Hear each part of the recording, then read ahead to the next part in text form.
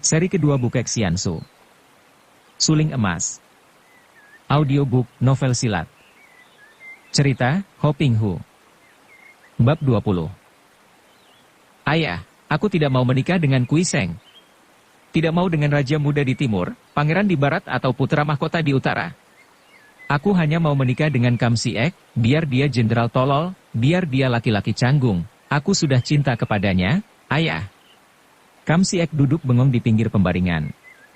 Bermacam perasaan teraduk dalam hatinya. Girang dan bahagia karena dalam igawannya ini Liu Luxian jelas membuka isi hatinya yang amat mencintainya. Bingung karena gadis itu makin malam makin hebat mengigau dan gelisah. Duka dan khawatir karena ia telah melukai gadis itu, melukai tubuh dan hatinya. Luxian mengigau terus. Dalam igauannya itu malah ia menyebut-nyebut bahwa ia bersama Kam Siek akan pergi menemui Gubernur Li Koyung di Shanxi, untuk minta bantuan gubernur ini menjadi perantara meminangnya kepada ayahnya di Nanchao. Mendengar igauan ini, sadarlah Kam Siek bahwa itulah jalan terbaik. Ia memang tadinya menerima undangan atau panggilan Gubernur Li dan di tengah jalan ia dijebak dan dikhianati komplotan para perwira yang memberontak dan pasukan-pasukan kerajaan Liang. Hal itu perlu ia laporkan kepada Gubernur Li. Di samping itu untuk mengajukan lamaran kepada ayah Liu Luxian yang selain menjadi ketua Bengkao, juga menjadi koksu, guru negara, di Nanchao. Siapa lagi yang lebih tepat selain dengan perantaraan Gubernur Li? Ia memeluk Luxian dan mencium pipinya dengan mesra. Moi moi, tenangkanlah hatimu, kau ampunkan kokomu yang tolol ini.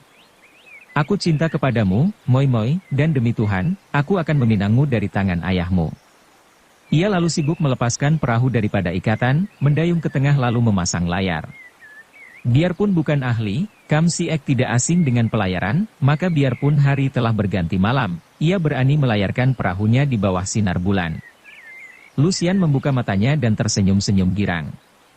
Melihat Kam Siek sibuk mengemudikan perahu, ia lalu mengeluarkan bungkusannya, mengambil obat luka dan mengobati pundaknya.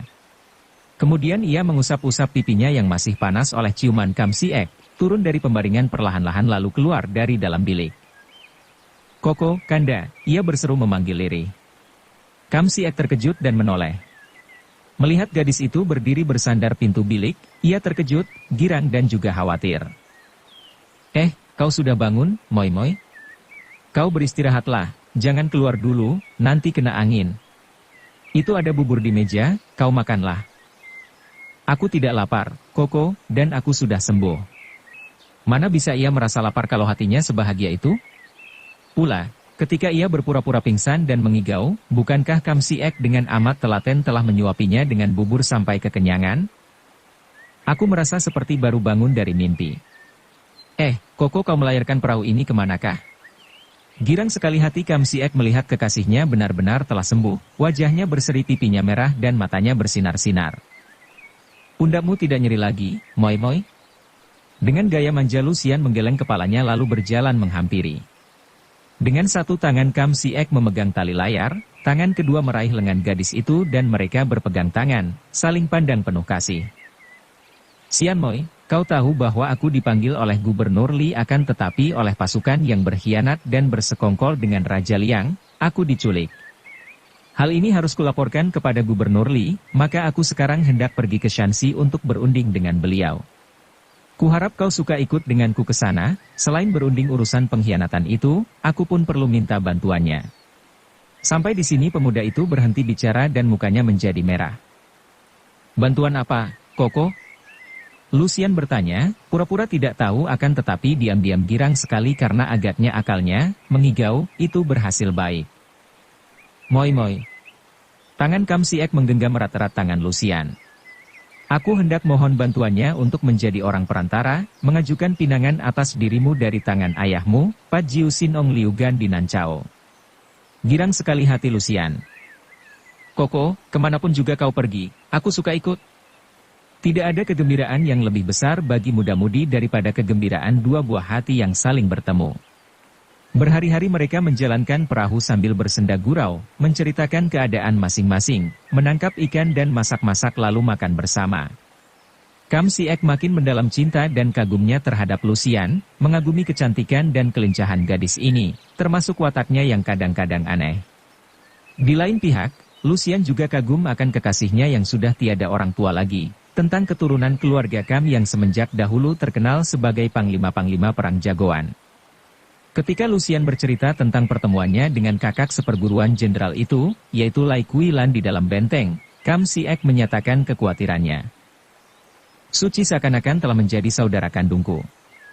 Dia seorang pendiam dan bersungguh-sungguh, banyak membantuku dalam perang. Akan tetapi akhir-akhir ini ia sering kudapati menangis di kamarnya, dan sama sekali tidak mau menceritakan apa sebab-sebabnya. Aku khawatir sekali ada sesuatu yang mengganjal hatinya. Malah sebelum aku pergi dari benteng, Suci seringkali berkunjung ke Kuan Indio di luar benteng, bahkan bermalam di sana. Agaknya ia menjadi kenalan baik dari para Nikou, pendeta wanita, di kuil itu.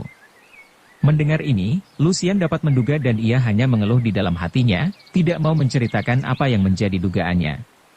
Ia menduga bahwa Kuilan tentu menjadi korban asmara, tentu berduka karena Kuiseng terjatuh ke dalam jurang dan binasa. Gadis itu mencinta Kuiseng dan menjadi patah hati. Ia tidak berani bercerita tentang Kuiseng kepada Kam Siek karena cerita ini tentu akan membuka pula rahasia tentang perasaan Kuiseng kepadanya. Akibat ceritanya ini tentu akan mendatangkan suasana tidak enak di antara mereka, apalagi di situ tersangkut pula diri Lai Kuilan. Cinta memang aneh. Biarpun dua orang muda yang amat jauh berbeda sifat dan wataknya, namun kalau sudah dipengaruhi cinta kasih, mereka seperti lupa akan semua perbedaan ini. Seorang yang mabok dicinta, hanya akan melihat yang baik-baik saja dari kekasihnya. Demikian pula dengan Liu Lucian dan Kam Siek. Kalau saja mereka tidak sedang mabok cinta, tentu mereka akan dapat melihat bahwa mereka mempunyai watak yang jauh berbeda. Kam Siek adalah seorang pemuda yang keras hati, jujur, berdisiplin memegang aturan, gagah perkasa dan seorang patriot. Sebaliknya, Lucian memiliki dasar watak yang aneh, kadang-kadang licik dan menjalankan siasat-siasat yang curang bukanlah aneh baginya. Ia tidak peduli akan segala aturan, bebas merdeka dan liar. Tidak mau kalah oleh siapapun juga, tidak peduli akan orang lain menderita atau tidak peduli sama sekali tentang negara maupun bangsa. Baginya, siapa yang menentangnya akan ia hantam. Perbedaan itu secara mencolok akan tampak kalau kita dapat menjenguk isi hati dan pikiran mereka pada saat mereka duduk melamun. Kam Siek melamunkan kebahagiaannya kalau sudah menikah dengan Liu Lucian, melamun betapa dengan bantuan istrinya yang memiliki kecerdikan dan kepandaian luar biasa itu, ia akan dapat berjuang dan memilih junjungan yang benar-benar tepat pada zaman itu, seorang calon raja yang akan benar-benar memperhatikan kesejahteraan rakyat. Sebaliknya, Lucian di samping melamun tentang kesenangannya menjadi istri pemuda yang dicintanya, juga ia teringat akan kekalahan-kekalahannya yang diderita selama ini.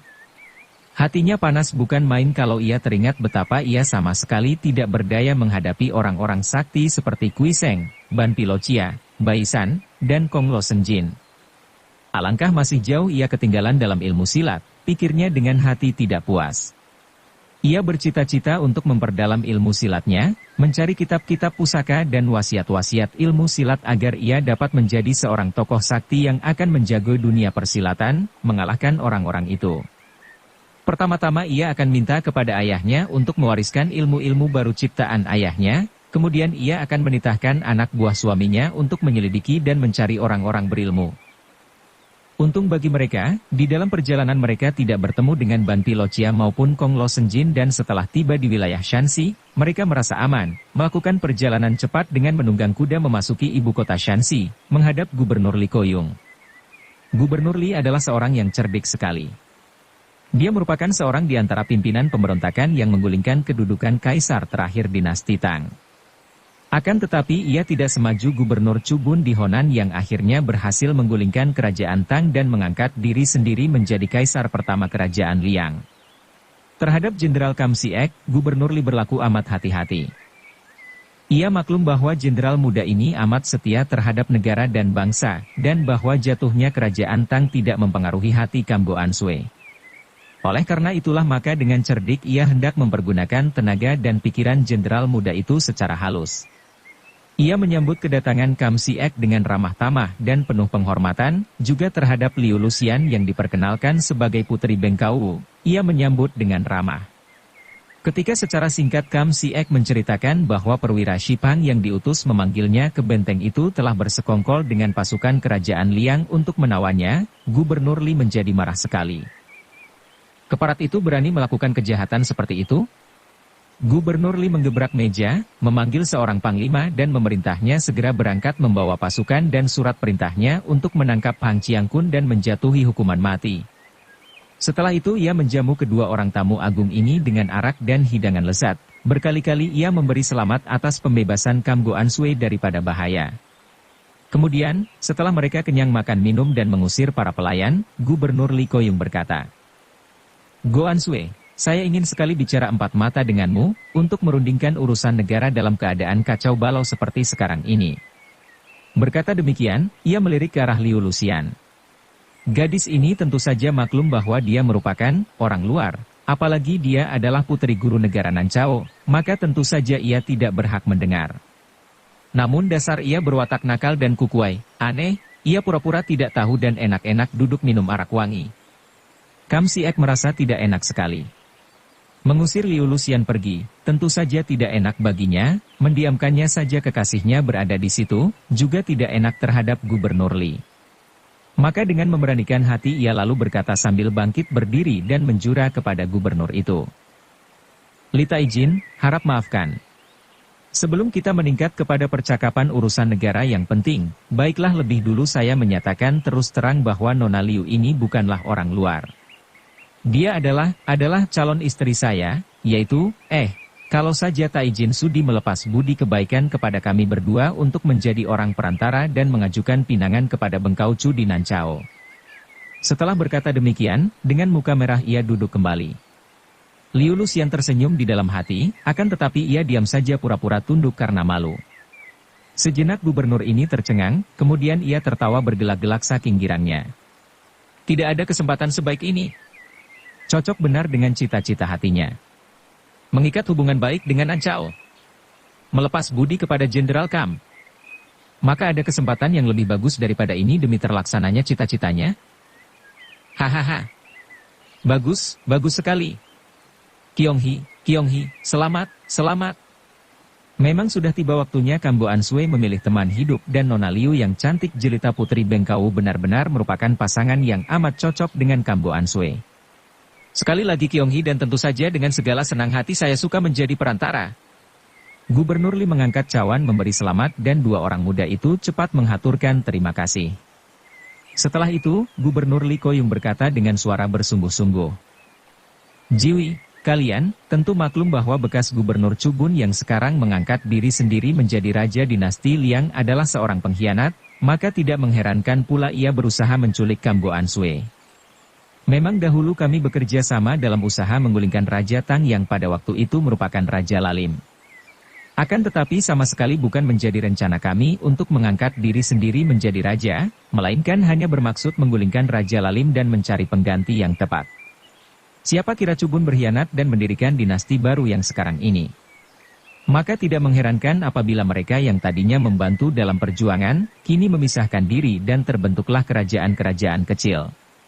Sekarang, bagaimana dengan daerah kita yang meliputi Provinsi Shanxi? Tentu saja kita tidak akan tunduk kepada kerajaan Liang atau kerajaan kecil yang manapun juga. Bagaimana pendapat Kam Goan Sui?" Kam Siek mengangguk-angguk, lalu berkata, "Saya setuju dengan pendapat Taijin. Demi kesetiaan leluhur kita yang berjuang untuk negara dan rakyat, saya sendiri tidak akan mudah memilih junjungan, karena sekali kita salah pilih mengabdi kepada Raja Lalim berarti kita pun membantu kelalimannya." Betul sekali ucapan Kam Goan Sui. Kita berjuang di bidang yang lain, saya di bidang sipil, Goan Sui di bidang militer, namun pendapat dan tujuan kita cocok. Kita boleh menanti dan memilih secara hati-hati. Sementara itu, sebelum muncul seorang pemimpin yang betul-betul cocok, kita tidak bisa membiarkan daerah Shanxi yang menjadi tanggung jawab kita ini dicaplok oleh raja kecil palsu yang manapun juga. Bukankah begitu, Kam Goan Sui? Betul sekali, Taijin. Saya akan menyerahkan jiwa raga untuk mempertahankan dan membela Shanxi. Bagus. Nah, ketahuilah, Goan Sui. Di antara para raja kecil yang secara lancang mengangkat diri sendiri, kini terjadi perebutan wilayah dan kekuasaan. Bukan hanya dari kerajaan Liang saja datangnya ancaman terhadap wilayah kita, melainkan dari Sichuan, dari timur kerajaan Wuyu, belum lagi ancaman yang amat membahayakan dari bangsa Hitan. Untuk mempertahankan wilayah kita, perlu kita membentuk pemerintahan sementara dan kerjasama yang erat antara kita semua yang bertugas di Shanxi. Oleh karena itu, setelah nanti saya menjadi orang perantara dan telah dilangsungkan pernikahan antara Jiwi berdua, saya minta agar Kamgoan Swesudi memegang tugas Panglima di sini dan mengatur semua barisan yang perlu diperkuat untuk menjaga wilayah kita dari ancaman di segala jurusan. Pandai sekali Gubernur Li mengatur rencana dengan halus sehingga Kam Siek yang berwatak jujur itu percaya 100%. Sama sekali Gubernur Li Koyung tidak membayangkan niat untuk mencari kekuasaan sendiri, maka serta-merta Kam Siek menyatakan kesanggupannya untuk bekerja sama.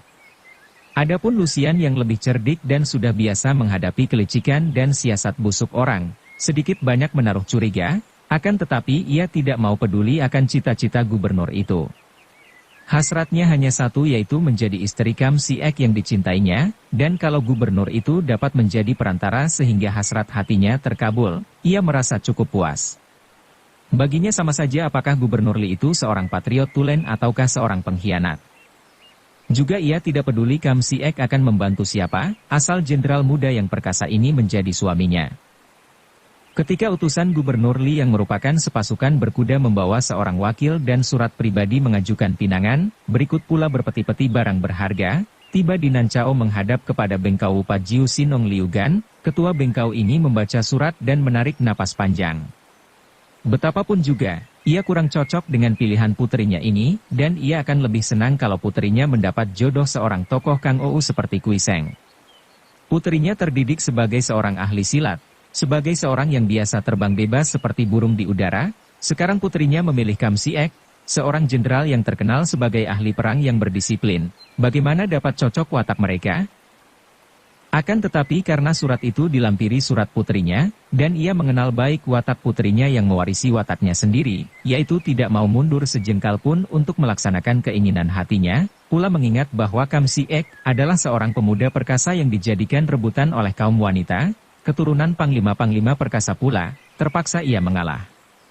Apalagi kalau ketua Bengkau ini sebagai seorang koksu, guru negara, mengingat akan suasana dan kedudukan Kamgoan Sui sebagai panglima di Shanxi, yang tentu saja merupakan kekuasaan yang amat baik untuk dijadikan sekutu, maka ia segera menulis surat balasan menerima pinangan itu dan menetapkan hari pernikahan putrinya di Nancao.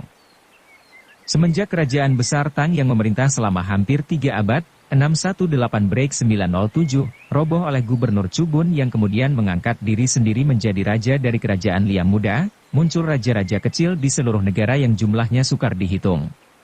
Di samping perebutan kekuasaan di antara raja-raja kecil ini, banyak pula keluarga Kaisar Tang yang berhasil menyelamatkan diri, dibantu oleh para bekas panglima dan bangsawan, berusaha untuk merebut kembali tahta kerajaan Tang yang sudah roboh itu.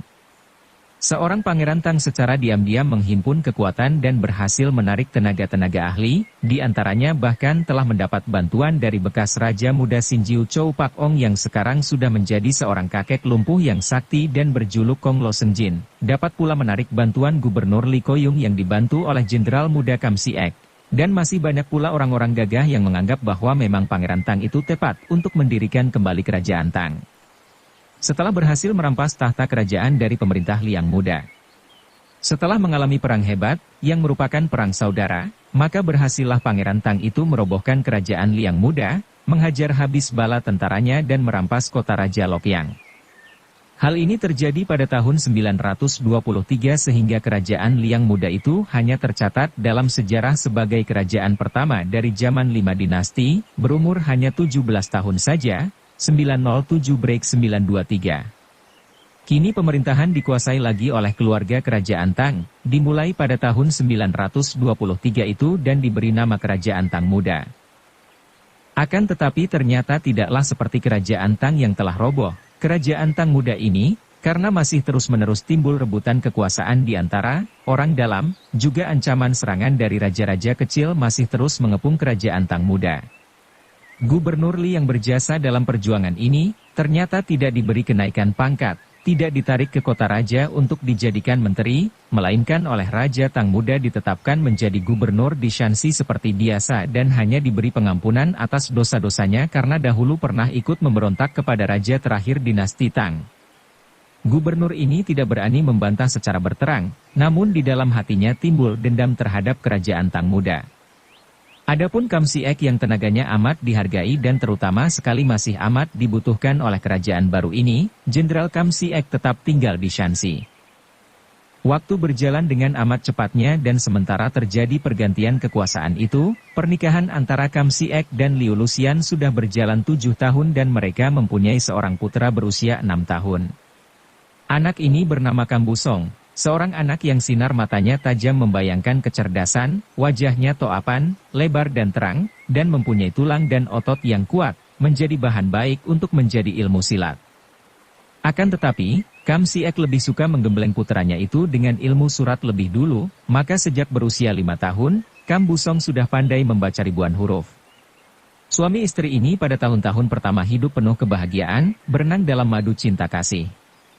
Akan tetapi, seperti yang telah dikhawatirkan oleh Pak Jiu Sinong, perbedaan watak mereka mulai terasa setelah lewat beberapa tahun.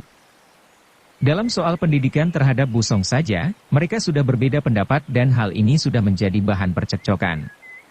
Liu Luxian menghendaki putranya menjadi ahli silat yang kelak akan menjaga kolong langit. Sebaliknya Kam Si-ek berpendapat lain, tidak menyukai putranya menjadi seorang petualang dunia Kang Ou.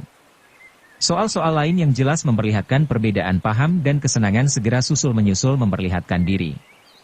Kalau tadinya perbedaan-perbedaan itu masih terselimut cinta kasih mereka yang mesra, lambat laun perbedaan ini terlihat mencolok dan mulai mengganggu perasaan.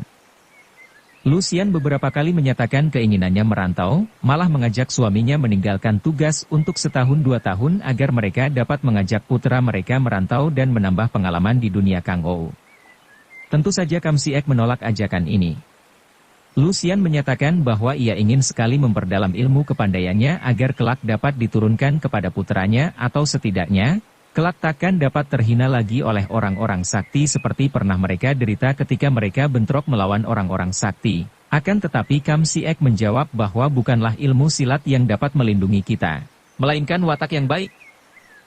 Demikianlah. Percecokan-percecokan kecil timbul, disusul dengan percecokan-percecokan besar. Kam Si-ek yang berwatak keras dan jujur tidak mau mengalah, dan akhirnya tak dapat dicegah lagi rumah tangga yang tadinya penuh kebahagiaan itu menjadi berantakan. Pada suatu pagi yang cerah, kegelapan meliputi rumah Panglima Kam Si-ek, karena istrinya tidak berada di dalam kamarnya. Liu Luxian berjiwa petualang. Hanya sehelai kertas ditinggalkan berikut beberapa huruf tulisannya. Kam Si-ek, kita berpisah untuk selamanya. Kau boleh menikah lagi dengan seorang yang kau anggap cocok dengan keadaanmu. Aku titip Busong, kelak kalau aku sudah berhasil, akan kujemput dia. Liu Luxian Kam Si-ek menjadi pucat mukanya ketika ia menjatuhkan diri di atas kursi dalam kamar mandi memegang surat itu dengan tangan gemetar. Ia tahu bahwa ia telah salah pilih dalam perjodohan, bahwa watak istrinya itu sama sekali berbeda dengan wataknya, berbeda watak berbeda paham, namun sebagai seorang laki-laki ia menerima penderitaan daripada kesalahan ini dengan hati tabah. Betapapun juga, ia mencinta istrinya itu dan sekarang, melihat kenyataan pahit bahwa istrinya meninggalkannya, hatinya menjadi kosong dan perasaannya perih. Terbayang percekcokan mereka malam tadi ketika Luxian untuk kesekian kalinya membujuknya untuk meletakkan jabatan dan melakukan perantauan. Si-ek, demikian istrinya berkata marah. Istrinya itu sejak menikah menyebut namanya begitu saja. Kau sendiri bilang bahwa kerajaan Tang Muda ini tidaklah sama dengan kerajaan Tang yang telah roboh, bahwa kerajaan ini menjadi sarang koruptor dan medan perebutan kekuasaan. Apalagi rajanya mengandalkan bimbingan seorang kejam dan jahat seperti Kong Lo Senjin. Mengapa kau masih mau diperkuda oleh pemerintah macam itu? Luxian, istriku, jangan kau salah mengerti. Aku sama sekali bukan menghambakan diriku kepada orang-orang tertentu, melainkan kepada negara dan bangsaku. Itulah sebabnya mengapa aku bisa mengatakan bahwa kerajaan Tang Muda ini tetap bukan pemerintahan yang baik. Dan sesungguhnya aku sama sekali tidak ikut-ikut dengan kelaliman mereka, aku bertugas menjaga keamanan di perbatasan barat untuk menghalau musuh dari luar yang hendak mengganggu wilayah kita. Bertugas mengamankan keadaan daerah ini dari gangguan orang-orang jahat. Apa bedanya? Lucian panas dan mukanya merah menambah kecantikannya. Kau kurung dirimu dengan tugas, dan kau kurung diriku pula dengan kekukuhanmu, si Ek. Kenapa kau tidak mau menerima permintaanku? Ah, kiranya cintamu terhadapku sudah mulai luntur. Lucian bersungut-sungut, akan tetapi tidak seperti kebiasaan kau wanita kalau bertengkar, dia tidak menangis. Lucian, mengapa kau selalu berpandangan sempit terhadap hubungan suami istri? Ketahuilah, istriku. Cinta kasih antar suami istri haruslah lebih masak, tidak seperti cinta kasih muda-mudi yang belum terikat oleh pernikahan. Cinta muda-mudi masih mentah, hanya terdorong rasa saling suka dan mabuk oleh daya tarik masing-masing. Akan tetapi, cinta kasih suami istri lebih mendalam, lebih matang dan libat-melibat dengan kewajiban, saling berkorban dan mengurangi pementingan diri sendiri. Sekarang ini, aku menjalankan kewajibanku sebagai suami dan ayah, juga sebagai seorang patriot. Kau tinggal di sisiku melaksanakan kewajiban sebagai istri dan ibu, apalagi kekurangannya. Kalau kau ajak aku dan anak kita pergi merantau, bukankah itu berarti kita sama-sama melarikan diri daripada kewajiban? Bagaimana pula dengan pendidikan Busong? Kau tahu sendiri, anak kita itu maju sekali dalam ilmu surat. Lucian menggebrak meja dengan tangannya sehingga ujung meja tebal itu menjadi somplak. Cukup. Bosan aku mendengar kuliahmu. Kalau aku tahu bahwa cintamu terhadapku hanya untuk membuat aku terikat kewajiban-kewajiban, tak sudi aku. Sambil berkata demikian Lucian lari memasuki kamar dan membanting pintu keras-keras. Kam Si Ek berdiri tercengang dan terpaku memandang meja, berulang kali menarik napas panjang, kemudian ia pun memasuki kamar lain karena tidak mau membuat istrinya makin marah. Ia tahu bahwa kalau sedang marah begitu, istrinya sama sekali tidak suka didekatinya. Di dalam kamar, Kam Si Ek duduk termenung sampai akhirnya ia tertidur dengan duduk, mukanya disembunyikan di atas kedua lengan. Dan pada pagi harinya, baru ia tahu bahwa istrinya telah pergi meninggalkannya, meninggalkan putra mereka, dan ia yang sudah mengenal baik watak istrinya, tahu pula bahwa percuma saja kalau ia mengejar, percuma pula kalau ia menanti. Istrinya tidak akan mau kembali, karena watak istrinya itu, sekali mengeluarkan kata-kata, akan dipegangnya sampai mati. Baru 7 tahun mereka menikah. Ia baru berusia 29 tahun. Lucian baru berusia 25. Mereka berdua masih muda dan harus sudah berpisah. Kam Si Ek merasa betapa berat derita hidup yang dialaminya. Apalagi kalau Busong, putranya yang baru berusia 6 tahun itu bertanya tentang ibunya, serasa dicabik-cabik hatinya. Putranya itu cerdik sekali dan agaknya putranya yang berusia 6 tahun itu sudah dapat menduga apa yang terjadi antara ayah dan bundanya. Apakah ibu nakal dan ayah mengusirnya? Apakah kesalahan ibu? Berkali-kali Busong bertanya, dan selalu Kam Si Ek menjawab bahwa ibunya sedang pergi ke selatan, menengok kakeknya yang sedang menjadi ketua bengkau di Nancao.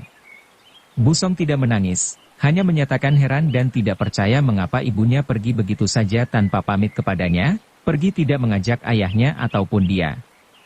Ketika anak itu mendesak-desaknya, Kam Si Ek yang sedang pusing dan duka itu, membentaknya dengan keras dan sejak itu Busong tidak mau bertanya lagi tentang ibunya, akan tetapi diam-diam anak ini hatinya penuh pertanyaan dan menduga-duga siapa yang bersalah antara ayah dan ibunya.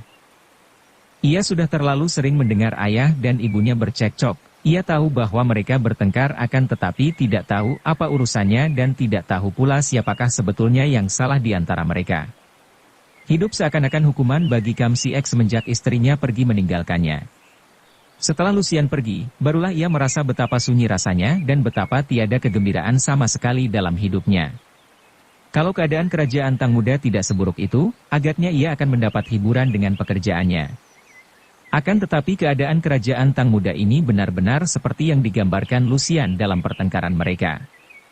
Memang betul bahwa kerajaan Liang yang merobohkan dinasti Tang itu dapat dihancurkan dan dapat pula didirikan kerajaan Tang Muda dengan pimpinan para keturunan keluarga Raja Tang, namun keadaannya sudah amat buruk dan rusak. Bersambung ke bab 21. Dukung kami dengan subscribe, follow, like, komen dan share. Terima kasih.